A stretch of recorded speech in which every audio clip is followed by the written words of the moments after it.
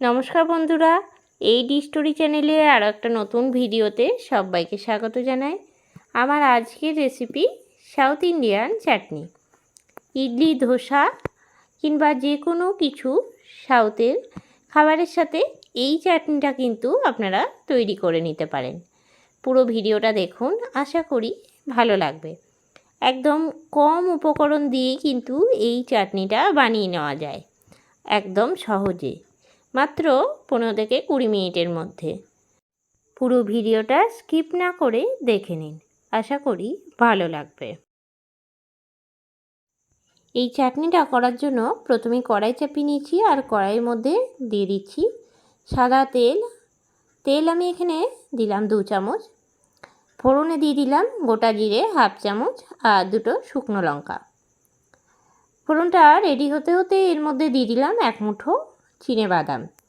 সব কিছু একসাথে ভেজে নিচ্ছি। গ্যাসের ফ্লেমটা মিডিয়ামে রেখেছি। এই চাটনিটাকে আমরা বলে থাকি সাউথ ইন্ডিয়ান চাটনি। যে কোনো সাউথ ইন্ডিয়ান খাবারের সাথে কিন্তু এই চাটনিটা খেতে খুব ভাল লাগে। যেমন ইডলি, ধোসা কিংবা উত্তাপাম হোক কিংবা আপ্পাম, সব কিছুর সাথেই কিন্তু ভালো লাগবে। দিয়ে দিলাম 5 থেকে 7টা রসুনের কোয়া। তারপরে দিয়ে দিচ্ছি আমি পেঁয়াজ। আমি এখানে পেঁয়াজ একটুখানি বড় বড় করে কেটে নিয়েছি। সব কিছু দিয়ে নিয়ে আমি ভেজে নিচ্ছি। এই রকম চাটনি দিয়ে কিন্তু রুটি খেতেও খুবই ভাল লাগে, আর করে নিয়ে কিন্তু অনেক দিন পর্যন্ত ফ্রিজে স্টোর করে রাখতে পারেন। পেঁয়াজটা হালকা লাল করে ভেজে নেওয়ার পর দিয়ে দিলাম আমি কুচি করে রাখা আদা। তারপরেই দিয়ে দিচ্ছি আমি টমেটো। আমি এখানে 3টে টমেটো একটু বড় বড় করে কেটে নিয়েছি। সব কিছু একসাথে কিছুক্ষণ নাড়াচাড়া দিয়ে নেব। দিয়ে দিচ্ছি সামান্য পরিমাণে লবণ। পরিমাণ মতন লবণটা দিতে হবে। লবণটা দিয়ে নাড়িয়ে নিচ্ছি।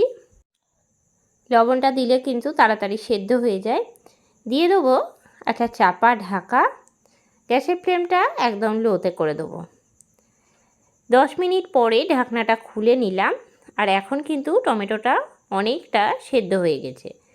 আরও একবার খুব ভালো করে নাড়িয়ে নিচ্ছি। এর মধ্যে কিন্তু একটুও জল দেবো না। ভালো করে ভেজে নেওয়া হয়ে গেছে। এখন নামিয়ে একটা ডিশের মধ্যে ঢেলে ঠান্ডা করে নেব। বেশ কিছুক্ষণ পরে আমি মিক্সিং জারের মধ্যে দিয়ে দিচ্ছি। ঠান্ডা হওয়ার পরেই কিন্তু মিক্সির মধ্যে দিতে হবে। একদম মিহি করে পেস্ট করে নিচ্ছি। মিহি পেস্ট করে ফিরে চলে এসেছি আর ঢেলে রাখলাম একটা বাটির মধ্যে। এরপর আমি চাটনিতে ফোড়ন দিয়ে নিচ্ছি। ফোড়নের জন্য প্রথমে আমি দিয়ে দিলাম সাদা তেল।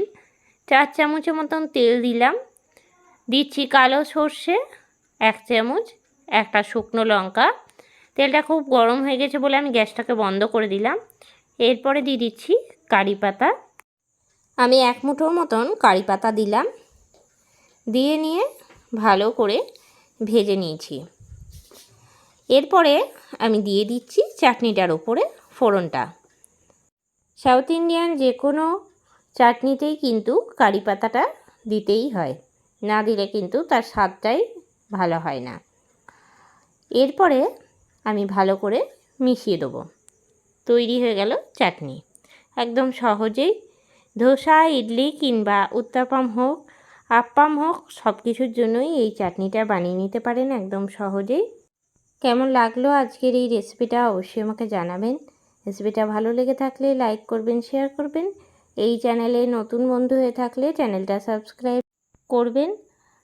আরও নতুন নতুন ভিডিও পাওয়ার জন্য আবারও নতুন কোনো রেসিপি নিয়ে হাজির হব। সঙ্গে থাকুন আর দেখতে থাকুন।